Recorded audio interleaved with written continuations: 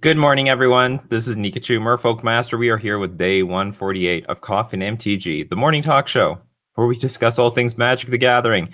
First part of the show, we do Q&A and Magic discussion. So if you've got any questions or any topics you want to bring up, bring them here, and we'll discuss with the community. Second part, deck list review, where if you've got a 75 and you're like, you know what? I wish someone should give me some feedback on this list. Oh, you better believe we can do that. We can give you help with the win condition, the mana base, also the plan, the sideboard plan. Bring it over here, and both myself and the community can give that feedback. So, step one, brew up that cup of coffee, and let's brew up the magic. And I better believe I need this coffee. And welcome on this wonderful, wonderful morning. You know how you're like, so here I can start a little bit of the conversation off. A few days ago, I'm like, you know what? I think maybe Silvergill Adept could be better than Merfolk Branchwalker. I think that could be possible. Uh-oh, what's going on here? I think it's possible that it's a better card. Hold on, can I scrunch this? Oh, look what I can do. Oh, that looks so much cleaner too. Looks so much better instead of taking this gigantic window, but I'm sure the rest of it's going to look very weird. Hold on, maybe we can have a happy middle ground. Maybe that's okay. So the point is, I'm like, you know what? I think Branchwalker could be better than Silvergill Adept. I think it's possible because Silvergill Adept, like, I don't know how much I need cards right now. So this is what Silvergill Adept looks like. 2 mana, 2/1 creature, draw a card. But this one is 2 mana, maybe a 3/1 creature, and maybe still draw a card as a 2/1. But the point is, I sort of want a little bit more power right now in Modern. So I tried this out yesterday, actually, while in my downtime, played a game here and there, and then I got. You ever feel like you take out some certain card and then you're immediately punished? Well, I played against four attrition-based decks where I desperately needed my Silvergill Adept back. I played against some like Hyper Mardu deck and like Grixis Shadow and like Jund, and I don't know what else I played against, but I was just snap punished. Does anyone feel that way? You're like, I think I could make this change, and then the moment you make the change, you play against like, I don't know, all of 2% of Modern that punishes you for removing your card. So anyway, now I don't feel so good about moving to Branchwalker. I don't feel so good in my stomach. It didn't sit very well with me. I still went 3-2 in that league, by the way. I still went 3-2 in that league, but it was a tough road. It was a very tough road. All of a sudden, people have to start playing Grixis Shadow against me. I can't believe it. Good morning, Mikey J. I just casually 0-5 with Merfolk in Legacy last night. Ouch! What were your matchups? Last night when I played Chrome Mox. Chrome Mox didn't do anything for you? Didn't speed you up against Delver? I imagine Chrome Mox turn 1 into Chalice turn 1 on the play has got to be lethal. Just absolutely lethal. Has to be absolutely lethal for the Delver deck. Good morning, Cactus of Ishmok. Or Jin Dobre. Apple is doing a collab with Disney. They present The Little Man-Maid. Is this true? Is this real? Are you talking about, or do you misspell mermaid? What's going on? I gotta Google this now. Well, hold on. Maybe I'll do it on another browser. Just keep looking at my Merfolk Branchwalker. Apple Little.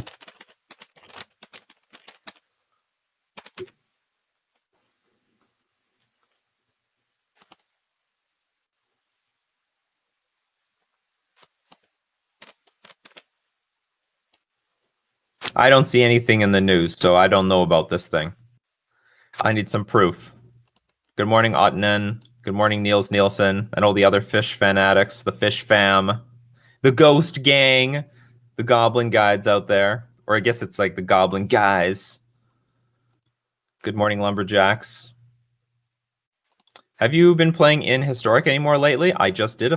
You should have been there on Wednesday. We played Historic on Wednesday, and I played against 4 Sultai decks. 4 Sultai decks. I couldn't dodge Uro. Played against Uro. 4. Too many Uros in this game. 4 Uro decks. I think in a row too. It was like I played against a pre-con deck, then I played against Grixis Pirates, and then I played against 4 Uro decks. I might have played against one other thing as well. But we're gonna have that. I'm gonna have that footage out on. I mean, you could of course see the replay on Twitch. However, I'll have it out on YouTube somewhere within the week. Next week should be great footage. Oh, you were just BSing me. All right. Good morning, Poe. That's a good question. Am I going to play it more often? Probably not. I'm probably going to stick to mostly to modern. Well, let's see how. I mean, the deal is this: my viewership on Twitch is like 10-20% higher if I'm playing modern, and the views on YouTube are like way higher if I'm playing modern. I get this. Maybe if I can play in a big event in historic, I might be willing to do it. So if there's a big historic event like on the way, let me know. Maybe I'll try to make time or room for that particular event. But also, but I can't grind the ladder in historic. I just can't. I know it's really time consuming. You got to spend like day and night, 24/7. The ladder on arena is just disgusting. Let's get a historic merfolk card on here. Like you have to spend like basically all your time moving up the ladder, and you have to like just dedicate yourself to that. And I just can't dedicate that much time to the ladder on arena. However, I don't mind the format. I think Merfolk has a lot of game. We did okay in our like mini tournament that we played. And I mean, I would have no problem grinding with this deck whatsoever. It seems like a perfectly fine deck. I don't know any matchup I'm going to be like horribly losing against. Maybe the Cat Oven deck, Jund Sacrifice. That's probably the most problematic matchup. But I'm hearing word that it's not even a big deal anymore. Maybe because of the Uro decks. Yeah. Sacrifice all you want. I'm going to gain 1,000,000 life, and I have a big 6/6 creature, and it does a good job by itself. Yeah, it escapes itself and sacrifices itself, and you'll get a trigger. Who cares? It's real life. 6/6 creature, drawing cards. Hard to beat that.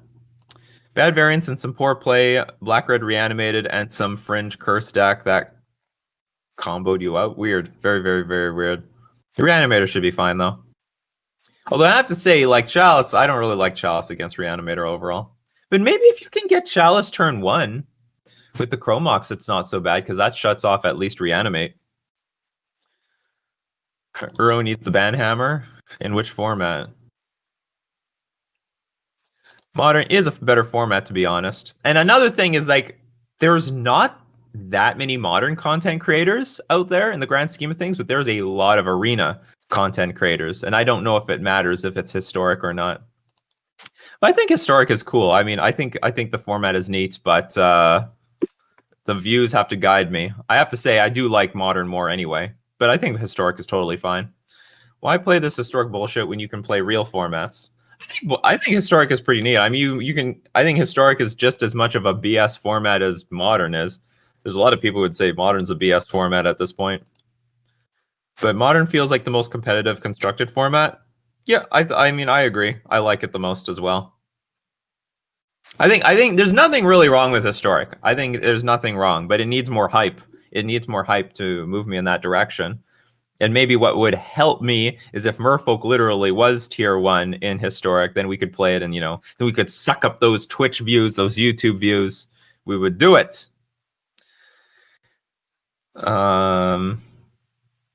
To some degree, I really wish I would really like to know where Merfolk genuinely stands at a competitive level in this format, because I do think we have a lot of tools. Like if Muxus and Neoform and Collected Company are in the format, then Mistcaller is such a good card. in the main deck, and like and I mean, I did have to side it out against all the Uro decks that I played, and I played against 4, but it wasn't even that big of a deal. I was crushing those Uro decks. Unmask into Oblivion. Unmask. Oh yeah, there's those games, right? Unmask is like a it's a free Thoughtseize, but you can alternatively like remove a black card in your hand from the game instead of paying its mana cost. I remember this was a bulk rare at the time. Like I started playing Magic around the Masks block era. How much is it now? It's still basically like a bulk rare. Oh, let's say I guess it's the OG card is like $11. That's not too bad. The U used to be worthless. You are nothing compared to Force of Will. Nothing. I wonder, could they print this back? I guess that in the cycle there was the blue card in the cycle was Misdirection. This ended up being like one of my favorite cards of all time. But check out the original. Okay, so it's a blue 3 generic card. But you can, like Force of Will, you can exile a blue card from your hand instead of paying the mana cost, and it says change the target of target spell with a single target. And that's the old wording. Sorry, that's the new wording. The old wording was even more ridiculous. Target spell with a single target targets another target instead. They fit the word target 4 times. 4 times in one sentence. No commas. No commas either. Target spell with a single target targets another target instead. Anyway, so this is one of my favorite cards from my childhood. I tried to play it in Commander. It ended up not working out at all. Like, what's wrong? Does no one play removal in Commander or something? I felt like I never got an opportunity to play Misdirection. Or if there is an effect, it's like it's a spell with multiple targets, and Misdirection can't change the target of multiple targets, only the target of a single target. I'm sure Unmasked is safe for Standard. I guess so. Can you make a cool Merfolk variant for modern Merfolk soon? You used to do Troll Tuesdays, and it'd be fun to watch a troll like Merfolk League. What have I done recently that's sort of troll looking like? Like I did stop the troll content for quite a bit because people didn't end up watching it. People would like look at the deck tech and they're like, oh yeah, this is hilarious, and then they don't actually watch the rest of the video. And then at some point my troll content was just as often as my normal content. That's why I basically like stone cold stopped it. You just have to deal with whatever goofy stuff I have once in a while. We can BS around once in a while, but it just can't be the majority of my content anymore. Fish is okay, but I don't think we're beating the top historic decks. We're just a little underwhelming. No way! We can beat the top historic decks. I'm going to do it. I'm going to do it. They said we couldn't beat goblins. I beat goblins. We can do it. Commas are the most overrated punctuation. Change my mind.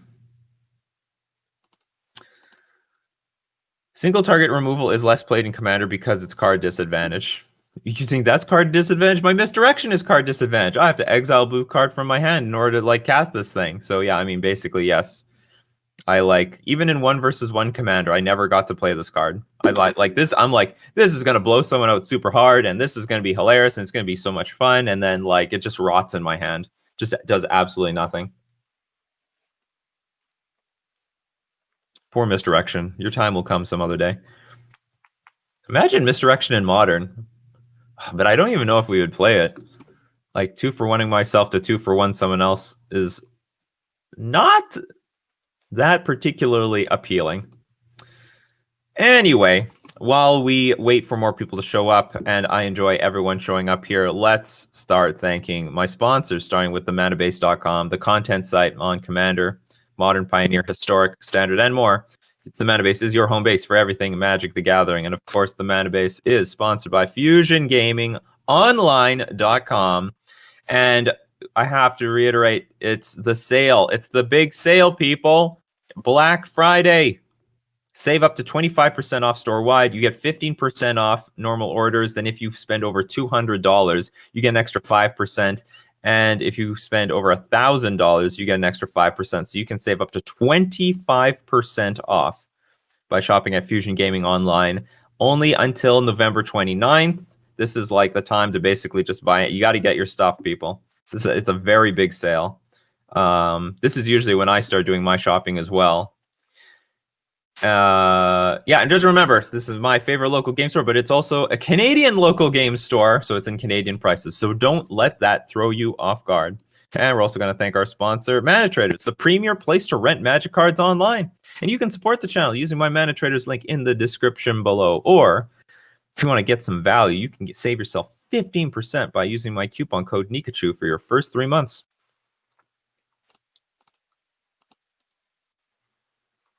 I don't think the purpose of Historic was to be a competitive format. It was a format where you could play your rotated cards from Standard on Arena. Well, but the thing is, usually those formats are popular. You know, that's why Modern is popular. That's why Legacy was popular. And to some degree, a popular format does end up being competitive, with the exception of being Commander, because that's... I mean, yes, I understand there are the CEDH players, but you got to understand this is a casual format in the grand scheme of things. It's not going to be Wizards supported to a tournament degree. But usually the non-rotating formats are also popular with Wizards of the Coast. They want to turn them into competitive formats. And I think it is. I think it's doing okay. I think it's got a diverse metagame, and I think it's totally fine as a competitive format right now. I made it to Mythic with Merfolk and Standard back before it rotated out. That's pretty impressive, because Merfolk actually was not a very good deck in Standard at the time. What did you do against the mono-red deck? Because that mono-red deck was very popular and a very bad matchup. Have you ever misdirected an Ancestral Recall? It's better than you think. I imagine it is. Okay, you draw nothing. I draw 1 card because I sacked 2 cards in order to do it. If there's a ranked mode, people are going to make it competitive. Yes. Mr. Wyan, if we're talking about a Troll Tuesday in Historic, I'd love to see some Pioneer Spirits would be cool too. I'd love to see... You know what? I was just looking up Spirits the other day. And by the way, when Pioneer comes back, like, Pioneer's coming back, people. We just got to wait for Wizards to say something like... What's going to happen is they're going to have like a Pioneer Masters on MTG Arena, and then boom, Pioneer's back. Everyone wants to see Pioneer. That's just how it's going to go, people. Now, let's go to...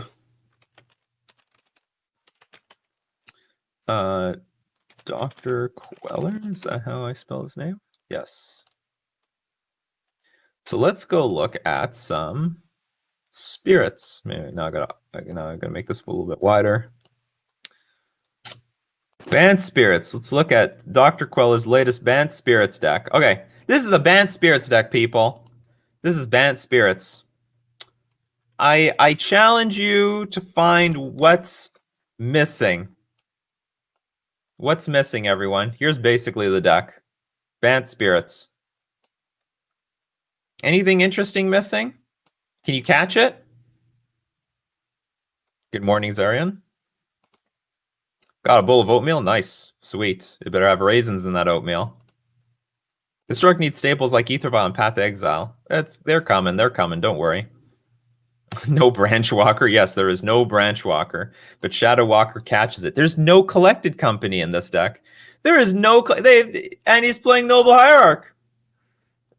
What's going on, Dr. Queller? Dr. Queller is determined Coco is overrated. Who needs Coco?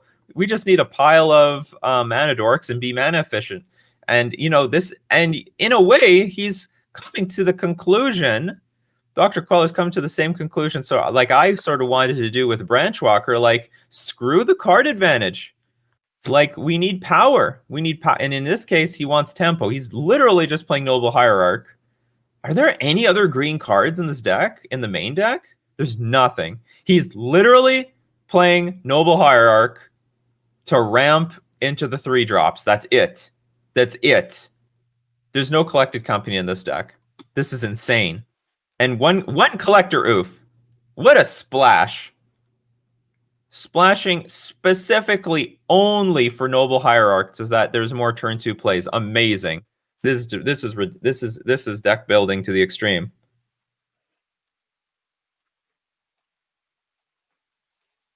Basically, yes. This literally just splash green for the Hierarch. That is right.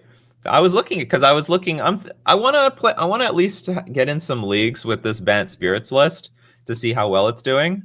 But then when I looked at Dr. Quella's latest list, and he's number 2 on the trophy leaderboards, makes no mistake. Like he knows what he's doing. Noble Hierarch. Noble Hierarch is the only green card in this deck. I mean, there's some breeding, but is there any other green facilitated cards here? 2 Moorland Hunt. He loves Moorland Hunt. You take so much damage for this. You really butcher your mana base just for this Noble Hierarch. This is insane. This is crazy talk. No, this is definitely not Pioneer. No, there isn't a Noble Hierarch in Pioneer. Everything else is a white and blue card.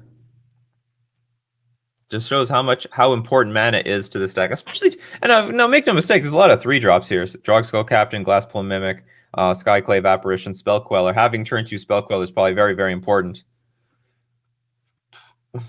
So anyway, I thought that was interesting that I wanted to share with everyone. And still with the core Firewalkers, one single collector oof, a single collector oof. Rest in peace, Unified Will. That's interesting. Poor Unified Will. Back to $1. We'll bring you back, Unified Will. Oh no, actually, hold on. What's the foil worth?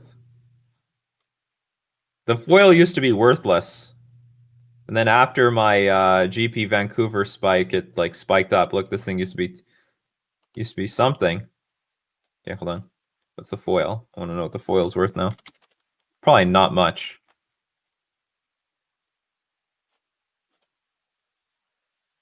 I don't know how to find the foil price. They don't show foils here. They probably do, but I can't find it.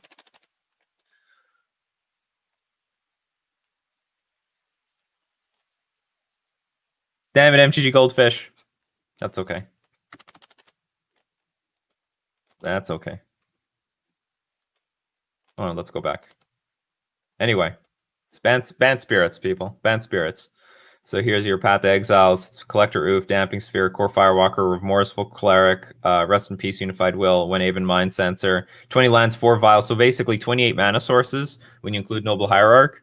So like I think that's the plan. You gotta in Modern, you gotta get in there quick, beat them down really quickly, and then get out of there and screw the late game. I'm surprised. A deck like this could probably still play like Chalice of the Void or something. I would imagine. I don't imagine I would enjoy playing the deck like this, but in principle, it looks like this is the most successful way to play this deck. You just got to go fast. Just got to go fast. Yeah, it looks like they left the Cocos at home. Forgot the Cocos in his bag. I refuse to play Pioneer because Wilderness Reclamation is a legal and playable card in the format. Same thing in Modern. I don't think that there's no difference between that and Modern.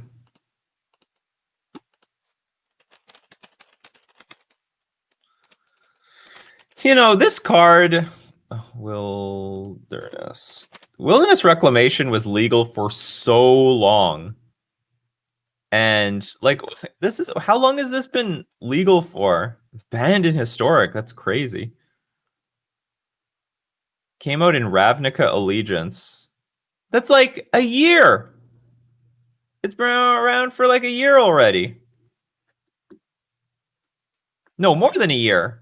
Ravnica. How old is this card? It's maybe like 2 years old. Point is, like, it barely saw any play. It was played in like jank decks, and now all of a sudden, I don't know at what point. I don't know what the turning point was, but then people are like, you know what, this card is pretty good. Oh, you know what? I think it had a lot to do with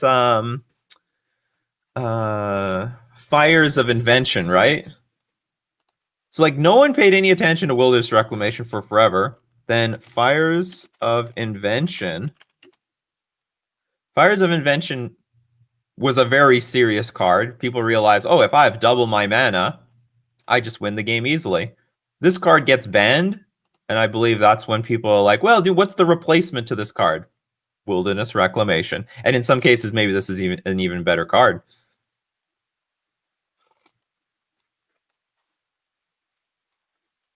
But I mean, this is legal. This is still legal in Modern. It's still legal. It's still legal everywhere. It's okay in Modern. Modern, you have. I mean, if you tap out to play Wilderness Reclamation, well, I guess you get 4 more mana back, but potentially you're dead anyway. If you're not first, you're last.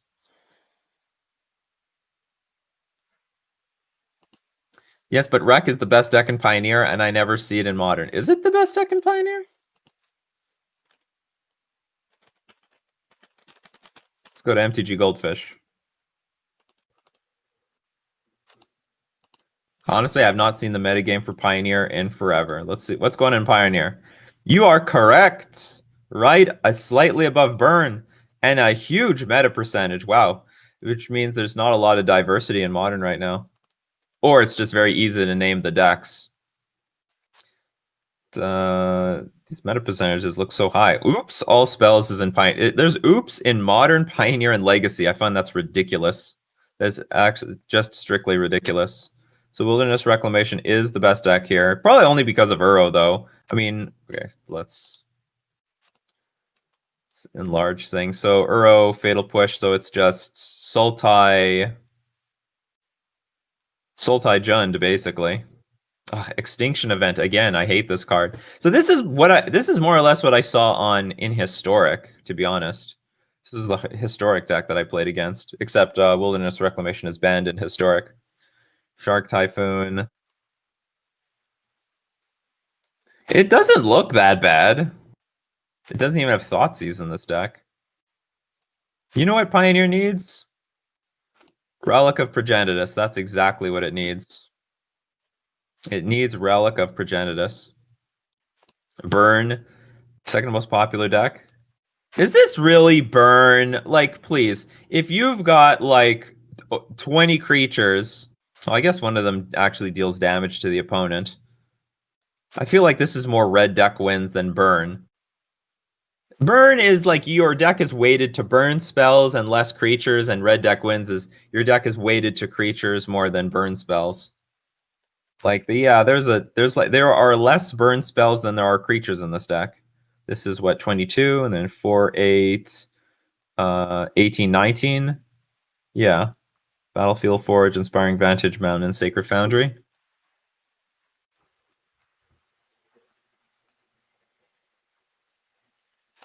It was played with Nexus of Fate pre-Fires of Invention. Yes, it did. I played against Wilderness Wreck Explosion deck in Standard and hated every second of it. But that's Standard. You have no tools in Standard. Almost like a flip, spell lands are too powerful? Oh, in which case? What do you mean, Mikey J? I might have missed the reference there. Mono green planeswalkers? Oh god. What? There's no planeswalkers in this though. Mono green planeswalkers. There's literally one planeswalker. It's Vivian. You have the Great Henge. It's like mono green devotion, basically. Yeah, it's mono green devotion. Green devotion is a deck to beat. Honestly, looking at all this stuff, okay, how's Spirits doing here? Oh god, Vampires is above Spirits. Where's Spirits? Oh no. Poor Spirits. What has happened to you in the metagame? What has happened? 4 Mausoleum Wanderer, 2 Spectral Sailor, 4 Rattle Chains, 1 Remorseful Cleric in this economy. You might have to up those Remorseful Clerics in order to beat. Yeah, like almost. Oh yeah, in the Oops All Spells deck, Spirits needs a good player to get the deck to the top. Like, look at the Remorseful Cleric. Look, in a world of Uro, and Oops All Spells, you might want to up your Remorseful Clerics. How does the hold on? Actually, how does the Oops deck win in? Does it win the exact same way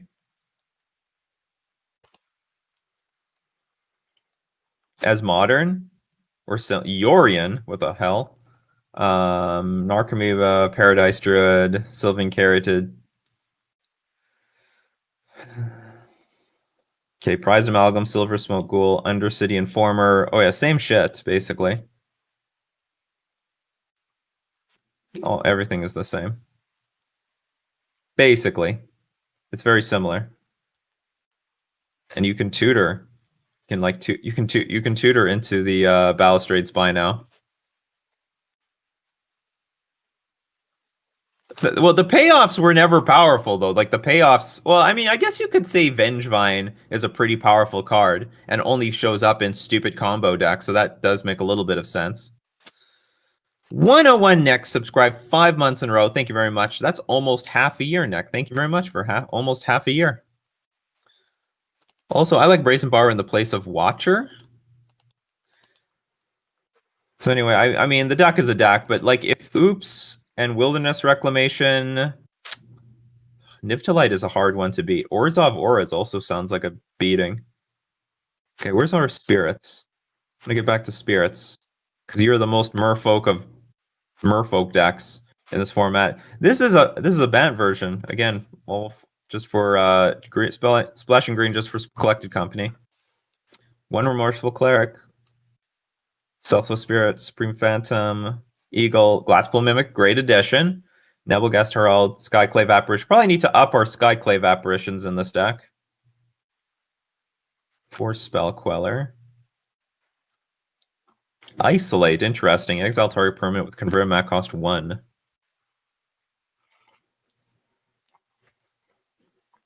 Permanent, Permeating Mass, Back to Nature, Lofty Denial. Okay, so we have more Remorseful Clerics in the sideboard. Rest in Peace, Mystical Dispute, Reflector. You know what? I think this sideboard is a bit janky. It's like a little bit all over the place. I'm not impressed with it at all. Lofty Denial might be okay. And Crabvine, Cocoa Pog, exactly. Watcher plays only in the blue-white version. Hold on, what do you mean Watcher? What is this? I don't know if I know the card you're talking about. Watcher. Watcher of something. Too many Watchers in this game. Can't be Watcher of For Tomorrow because that's modern. Oh, Watcher of Spheres? Creature spells with flying. Whenever another creature with flying enters the battlefield under your control, Watcher of Spheres gets +1/+1 until end of turn. This card is like okay.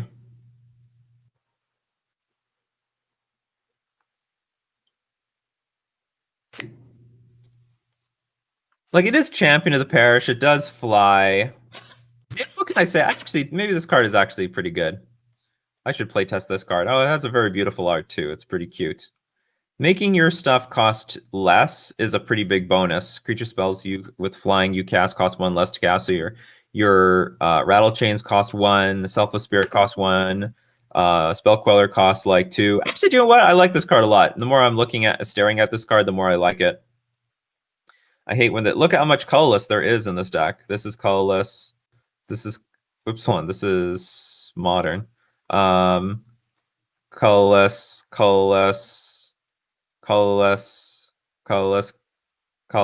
Like actually looks amazing. If I get back into Pioneer Spirits, I'm gonna test Watcher of Tomorrow.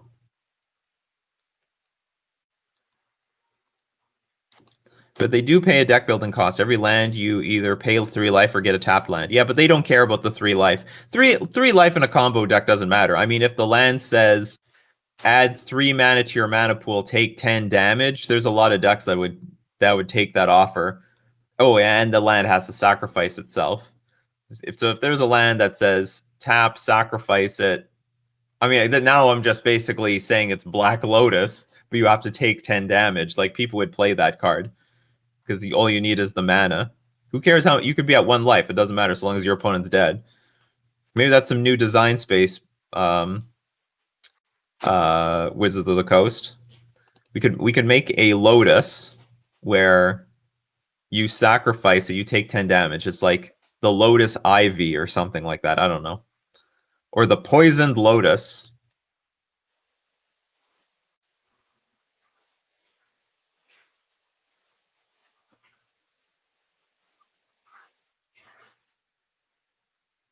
In a world without cards with the text reveal cards until you flip a land, flip spells wouldn't be an issue.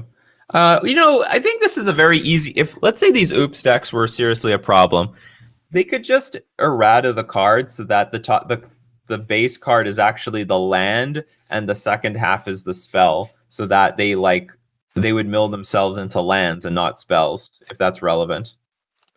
When's the last time City of Traders has been cut from a bullshit deck in Legacy? Never. Never. They don't cut it. You need more mana, the better. And you're not even talking about you're talking about City of Traders. That doesn't even deal damage to you. Then there's Ancient Tomb. Same deal. Add 2 mana, deal 2 damage to you. No problem. Who cares? I have an Emrakul in play. What are you gonna do? Can't do anything. All right, with that, let's get into deck list review. Let's have a fine day of deck list review. So you know what to do. Use the command !deck review space. Give the URL to your deck list. Plus, leave any comments. Let me know what's the format. Are you on a budget? Because otherwise, I'm going to suggest all the most expensive cards possible, and also tell me where are you looking for some help. Are you trying to beat a particular deck? Do you need some tuning into the sideboard? That would help both myself and the community give the right feedback when we do deck list review. So yeah, City of Traders. Sorry, City of Traders and Ancient Tomb. Yeah, the one you mentioned was City of Traders. You don't even take damage from this one. Like, this is a pretty popular option. It's only when you play another land you sacrifice this, but you better believe that by the time it enters the battlefield, your opponent's already comboing off. And you can, of course, play City of Traders, and then pass the turn, next turn, tap City of Traders, play another City of Traders, sack it, and you have all the mana that you need to combo off. Will Lotus that had the text at your end step, you lose the game, be playable? Oh, like, yes. I mean, like, that'd be broken. They would never print that card. It needs to have a downside. It can't wait to the end of your turn because your opponent's already comboed off. So there's no way they would print a Lotus that said you lose the game at end of turn. Having a huge mana advantage so early would just feed combo decks so much. The disadvantage has to come immediately. Or the card, the way they've made Lotus fair is like Lotus Bloom. And that's fair. So instead of having fast mana on turn 1, you get, I don't know, instead of having a large quantity of mana turn 1, you get a large quantity of mana on turn 4. Well, you know what, Mikey J? It's hard for me to tell when people are trolling on the internet. It's very difficult. How much mana should a new Lotus make if you would take 19? Take 19? Probably still 3. Like, if you make it 4, the problem is if you make it too high, I mean, your opponent... Lotus... Let's just get to Black Lotus. Like, Black Lotus can create so many turn 1 kills on the play. At 19 life, maybe 3 mana is the maximum you could make. 2 mana sounds too little for 19 life. Like, 2 mana might be too little, although that might be fair. Maybe 3 mana is too much. But here's the deal. I mean, past 10, you cannot, or how do I want to put it? Like, maybe 19 life is fair. Because that guarantees you can't play a second one. You only get one stupid Black Lotus a game, and then that's it. Only one stupid Black Lotus.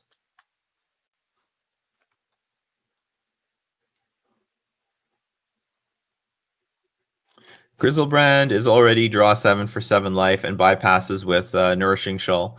Well, and Nourishing Shoal can't gain that much life. So, I mean, if you play this Black Lotus, crack it for 19 life, Nourishing Shoal isn't going to recover it all very well. Oh, wow. This is what Iggy Benny is like. Crack Lotus, go to 1, cast 3 Death Shadows, pass the turn. That's a combo. They might, in that case, people might say, well, there's nothing wrong with our Poison Lotus. The problem is Death Shadow. We got to ban Death Shadow. That'd be a hilarious line, though. I think a fixed Lotus would be a good topic for another discussion later. Well, we have a fixed Lotus. This is it. This is a fixed Lotus. And it sees some play. Honestly, only in combo decks, though. This has never been played fairly. It saw play in Eggs, I believe. It saw play... It does see play in Ad Nauseam. I think there's another, like... There's another artifact deck that played it, and I want to say it's Karkland Ironworks, but I don't think they actually played this card. They played something else. Um, Anyone know off top of hand like what decks played Lotus Bloom in Modern? There's definitely there was a few. It wasn't a lot, but there was a few. I say a Titan deck also played this card, but I might be like really reaching into some wrong area of my memory bank. Rift Pull is probably the only suspend card played fairly. It's possible. It's the most honest suspend card. Ad nauseum, as foretold, early interaction iterations, maybe. For sure, ad nauseum is like the deck that plays this card, but that's about it. It's definitely not Living End. Living End can't play this card because it has converted mana cost 0. And then Living End, unless you're talking about mono blue Living End, but I don't think you are. Dragonstorm? Maybe. What are decks that play Lotus Bloom? It's old stuff anyway. It's all old. No big deal. Okay. Let's do some deck list review. Everyone ready for some deck list review? I'm ready.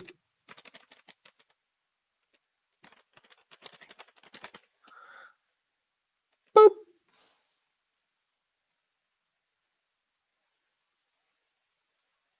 Oops, no, I used the wrong command. Deck review pick. Okay, Merchur's deck list has been chosen. I know you said you think Bitter Blossom is crap, but I think it makes this work. Oh god. And just seeing what you think of the deck. Okay, before I see the deck, remove Bitter Blossom. Just take it out. Just get rid of it. It's a bad card. It's going to be so much. It's going to take so much for you to convince me that Bitter Blossom is a good card in Modern, in this economy. Black White Aristocrats. You have not convinced me yet. Okay, we got Carrion Feeder, Sack Outlet, Cruel Celebrant. Whenever another creature or planeswalker you control dies, each opponent loses 1 life, you gain 1 life. So the idea is you're going to constantly sacrifice things, maybe even to the Carrion Feeder, so you can't gain and lose life. I was looking at these, it's funny because I played a little bit of zombies and I played a little bit of vampires, and I'm like, okay, which of the, because like both sides have cards that they want to use with each other. The vampire, and I see this is where you're going. The vampires have all these, whenever something dies, you gain life and your opponent loses life. Great synergy, but they have very crappy sack outlets. But zombies has the Carrion Feeder Gravecrawler combination. But the problem, and Carrion Feeder can sacrifice any creature, but Gravecrawler demands that a zombie is on the battlefield, which doesn't work well with the Cruel Celebrant. So let's see where this is going to go. Or maybe this is just going to be a zombie deck with like Cruel Celebrants and some other related creatures in the deck. Because I saw like zombies and vampires has things going for each other, but like I didn't think we could mishmash them together. Discard a card. Yeah, so we have Crypt Breaker for Gravecrawler, Priest of the Forgotten God, sacrifice 2 other creatures. Any number of target players each lose 2 life and sacrifice a creature. You add 2 black and draw a card. You know what? I didn't think about this card. This is a great idea. So this is another way of sacrificing creatures, and maybe you should have some like undying creatures in this deck to use with Priest of the Forgotten Gods. This ability costs no mana, and you gain mana, and you draw cards out of it. It's actually a really good idea. Undead Augur. Whenever Undead Augur, another zombie you control dies, you draw a card and you lose a life. Wayward Servant. Whenever another zombie enters the battlefield under your control, each opponent loses 1 life and you gain 1 life. This is the weakest of all the cards, and I'll tell you why. It's harder for this thing to be on the battlefield and then you to get a trigger. And especially you might even be in situations where you have to sacrifice this thing.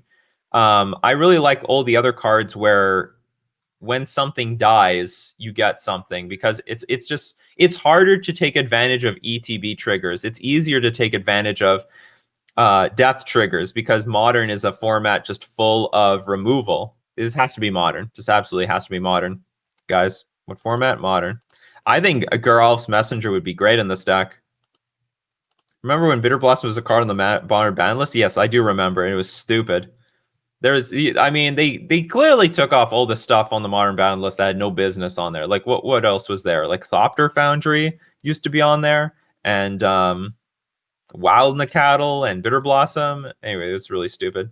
Return to the Ranks. Don't love it. I think it's a pretty janky card for modern. I think I would just rather you had just more zombies and vampires instead of this card, because there's going to be a lot of situations where you have this stuck in your hand, but your zombies are not in the graveyard to bring back. And you just like plan A should be just beating your opponent down with these cards, which you absolutely can do. You can you don't need to sort of combo kill them. Smallpox. You know what? I think Smallpox is a great card, but I ended up not liking it overall because, especially in modern, you need to kill particular creatures. Like, I thought this card would be very good, and I played it in my Vampires deck, but now I've just scrapped it completely. It is good against Amulet. It is good against Tron. So it's like, maybe it's a good sideboard card, but the default removal, it's not so great. Because if your opponent has like a 10/10 Death Shadow and a 1/2 Monastery Swiftspear, they're just going to sacrifice their Swiftspear, and then their Death Shadow gets a little bit bigger as well. So very often in Modern, I found that I wanted to kill particular creatures. I would just remove this with Fatal Push or something. It would be infinitely better. Stitcher Supplier might be a better card, and you can end up finding for your Gravecrawler. Spark Harvest, sack a creature, destroy target creature, or Planeswalker. Maybe this card is fine. I don't know. Unearth. Not sure how much I feel about this card. I would just play with more stuff. Where is your I don't see Bitter Blossom in this list.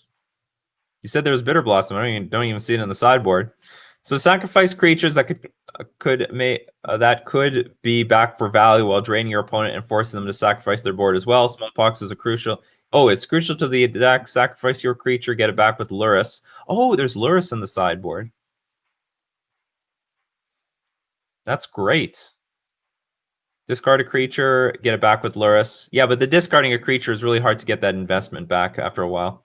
Lose 1 life. The deck had a lot of drain. Sacrifice the land. That's what Flagstones is for. A good play can be turn 1 Urborg, 2 Flagstones, Smallpox. So you are a black-white deck, and you get to take advantage of that. Hey, maybe I should have done that with my black-white vampires. Maybe I should have tried to take advantage of this Flagstones of Trocaire thing. But it's a clunky interaction. You have any black spells?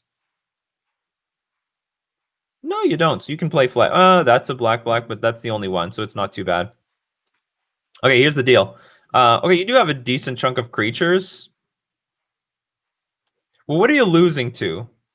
Like, I think, like, when I see Mishra's Bauble, I think you're trying too hard with this Luris thing. This is like more of a grindy. You're turning it into a grindy deck, and you should just, when you make a creature synergistic creature-based deck, you should be more all in on the creatures so that you can like win the game with the creatures by themselves. If your combo doesn't work, like plan A, beat your opponent down with the creatures. Plan B is you can start sacrificing them and then killing them out of nowhere with your Cruel Celebrant and stuff like that, right? This is like, I don't know, this long game plan that I don't think this deck should go down. I mean, yes, I understand you're playing with Luris, but not every Luris deck should be playing with like 4 Mishra's Baubles.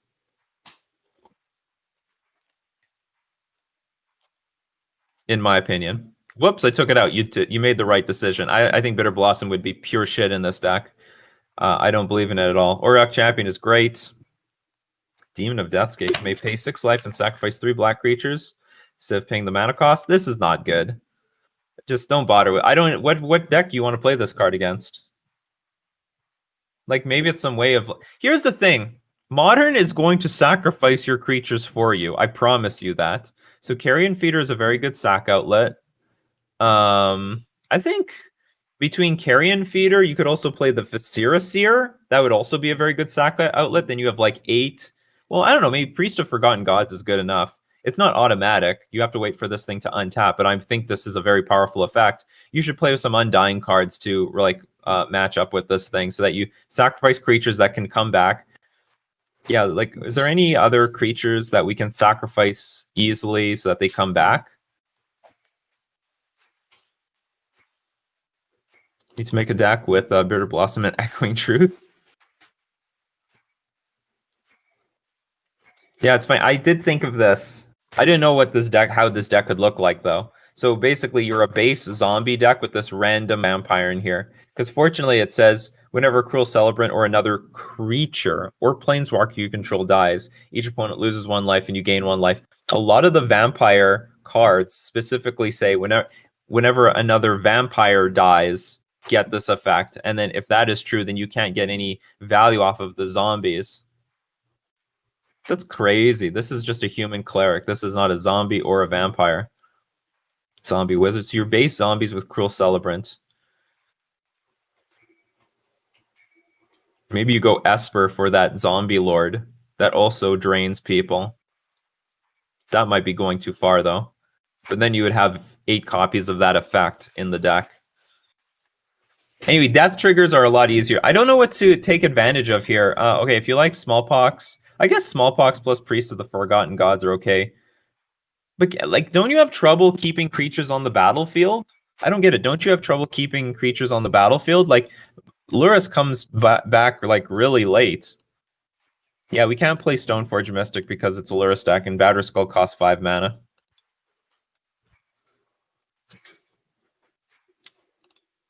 Blood Artist might get more death trigger value and better with Smallpox.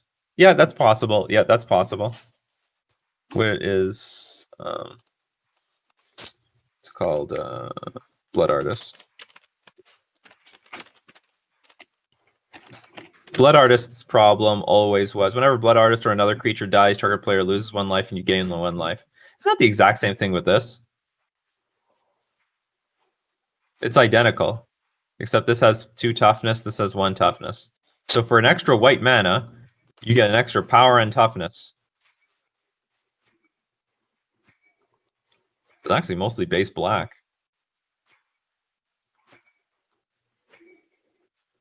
I also, honestly, I do think this Flagstone is of Troke. Well, okay, I don't think it's too clunky because you only have 1 double black card, so that's fine. I couldn't play it in my other vampire builds because there was a lot of double black creatures. Oh yeah, maybe we should have Cordial. Cordial Vampire. I think you should just go more all in on the creature plan. Smallpox is fine if you want to. But what do we take out? Like, there's only 5 flex spots here. I really think it should have something like, what's it called? Are we playing with Ether Vial? Oh, but we have this Mishra's Bauble that we can get rid of. I think you need more lands. You either need to play with Ether Vial, or because you don't have any... Okay, 20 lands is too low, I think. 1 mana, 2 mana. Or maybe it's not. You do have Priest of Forgotten Gods. I forgot about that. Maybe the mana's fine. I'd imagine you still want Geralf's Messenger. Like, this is a pretty good value card. This is very hard for decks to beat, by the way. Like, Jund folds to this card. They lose 2 life, they kill it, it gets bigger, and they lose another 2 life. I mean, this card is an absolute beating for a lot of decks. And then Cordial Vampire is a possibility. Because it is mostly a... Oh, no, but this is not a vampire deck. Oh, no, but it doesn't need to be a vampire. Cordial Vampire. Only vampires get the +1/+1 counter. Yeah, so we actually cannot play Cordial Vampire in this deck. Whenever another creature dies, it just makes itself bigger and just the Cruel Celebrant bigger. But it's actually mostly a zombie deck. It's mostly a zombie deck, so we cannot play this card. And instead of Return to the Ranks, I would just play this, for example, because this just comes back. Comes back anyway, right? But very interesting idea to play off of. Yeah, I wouldn't go this Mishra's Bauble route with Lurrus. Not every Lurrus deck needs to play with Mishra's Bauble. You can just play Lurrus for a straight value card. Oh no, but then you can't. Okay, I get it. You cannot play Geralf's Messenger with Lurrus.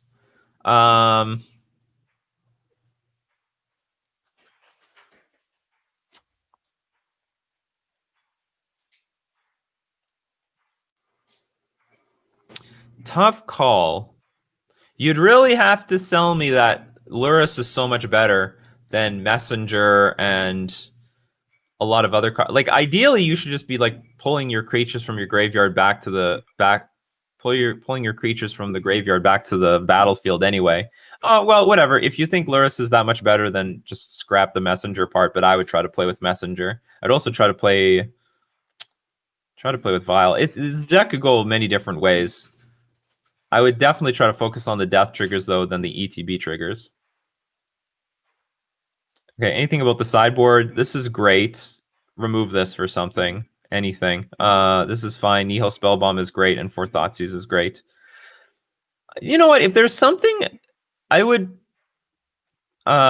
maybe ask for more spot removal, like very specific spot removal, because I found that when I was playing zombies and when I was playing, especially when I was playing vampires and I was playing smallpox, I really wanted to kill particular creatures. That was much more important to me than anything else. And like, I think your just normal deck should just try to win and not play this random 3/9/9 demon. Flying Trample. Forget about it. You can do better. And besides, you shut off Luris anyway, right? The moment you side this in, Luris becomes trash.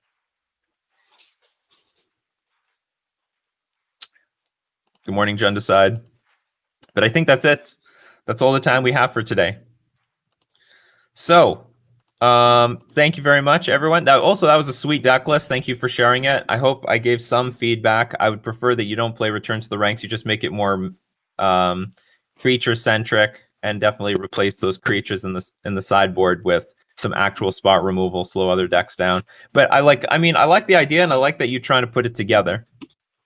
Now, if I didn't get to your deck list or your questions or comments, we do this, twitch.tv/Nikachu MTG, every weekday, Monday to Friday, 9 o'clock a.m. Central Standard Time. So if you're interested in being part of this conversation, also to get some deck list review, don't forget you can be randomly chosen on any one of these days. So thank you very much, everyone, for showing up today. It was great stuff. Good morning. And any gameplay today? Maybe I'm going to try to do some work today. I would like to play test a little bit before the Modern Challenge tomorrow. I'm going to try to grind these challenges every weekend, but I can't guarantee anything today. Now I want to rug folk list to make Will Hall play it. Oh, okay. Then get Willie Hall to play it. So anyway, thank you very much for joining me this morning, and I'll see you at the next cup. Take care and see you next time.